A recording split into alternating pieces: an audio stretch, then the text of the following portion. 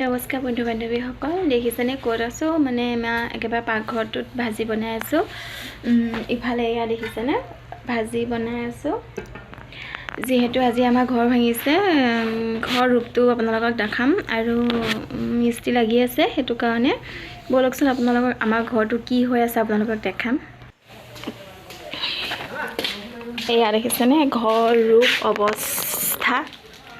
আপোনালোকে নেভাবিব আকৌ দেই বতাহ ধুমুহাই কৰিলে। ইফালে এয়া দেখিছেনে বতাহ ধুমুহাই কৰা নাই, কি কৰি আছে মই আপোনালোকক দেখাম বলক। ইফালে চোতালৰ অৱস্থা দেখিছেনে?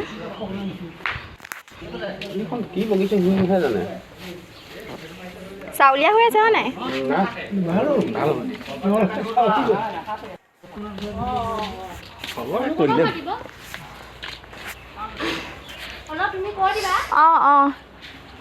এইখিনি পুৰণা টিং নহয়, কাঠ আছিলে। ইফালে পুৰণা টিং আছিলে, তাৰপিছত এয়া নতুনকৈ কাঠ আনি থৈছে। কাঠখিনি যিহেতু লগাব লাগিব, কাঠখিনি বেয়া হোৱা নাই, তথাপিও কাঠখিনি লগতে লগাই দিছে। ইফালে তাত বহুত দেৰি লোৱা নাছিলে যেন দেখিছেনে, অকণমান দেৰি কি ভেমচি কৰি আছে। দিনটো কামৰ পৰা অকণো তাক গা ধুওৱা নাই, ধুৱামহে এতিয়া বাৰু।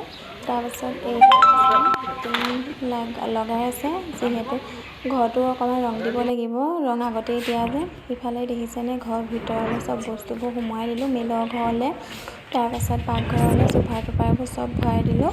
যিহেতু বতৰটো বেয়া, বৰষুণো আহিব পাৰে। ইফালে মই চচটোৰে চাহ দিব লৈছিলোঁ, চাহ বনাবলৈ লৈছিলোঁ মিস্ত্ৰীলৈ। ইফালে দেহা পঢ়াতে ইফালে এয়া দেখিছেনে ৰুমবোৰ কেনেকুৱা হৈ আছে অৱস্থা। ইফালেতো মাৰো দিছেনে কাপোৰ কানি অলপমান বাহিৰলৈ দিলোঁ বাৰু। তাৰপিছত এয়া আছে আৰু অলপমান নিবলৈ।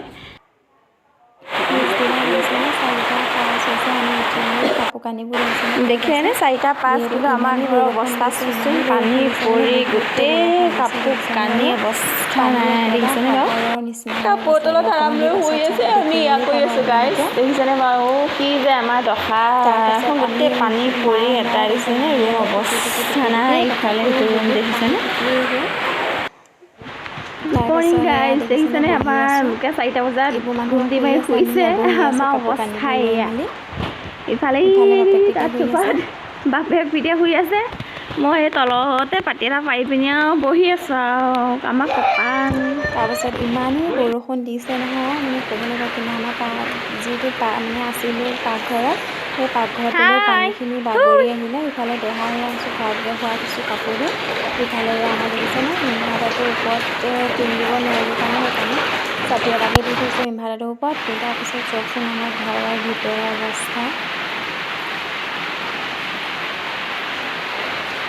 টিংখিনি সোনকালে আজৰি হৈছে। ইমানো দবা-পিটা বৰষুণ দিছে নহয়, বহুত বৰষুণ দিছে। দেখিছেনে কিমান ভিতৰখন পানী, কাপোৰ কানি। তাৰপিছত সেয়া মেলৰ ঘৰটো অৱস্থাই নাই, পানী ওলাই।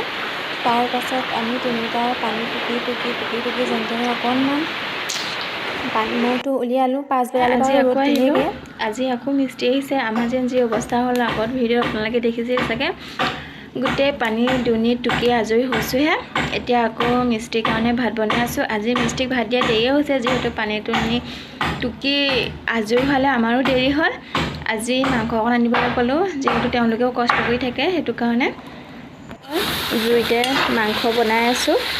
যিহেতু ভিতৰলৈ যাব নোৱাৰিয়ে, সেইটো কাৰণে ইয়াত মাংস লৰাই আছোঁ। চাই থাকিব ভিডিঅ'টো দেই। ইফালে আমাৰ সেয়া দেহায়ো মাংস লৰাইছে দেই।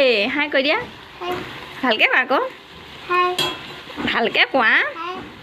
মই মাংস বনাইছোঁ বুলি কোৱা, কোৱা আকৌ, নোকোৱা।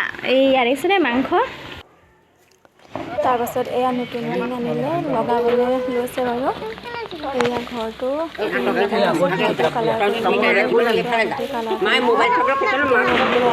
আৰু তাৰপাছত এয়া সন্ধিয়া সময় ৰাতিয়ে হ'ল নহয়। তাৰপিছত এই ৰাতি বিচনা মাটিতে পাৰি ঢেলাই পাৰি শুবলগীয়া হৈছে, কিয়নো বিচনাবোৰ চব তিতি আছে। সেইটো কাৰণে ইফালে দেহা টোপনি গ'লে ময়ো শুই আছোঁ, ইফালে মা শুব মোৰ লগত, শাহু মা। আজিলৈ আহিছোঁ, বাই বাই।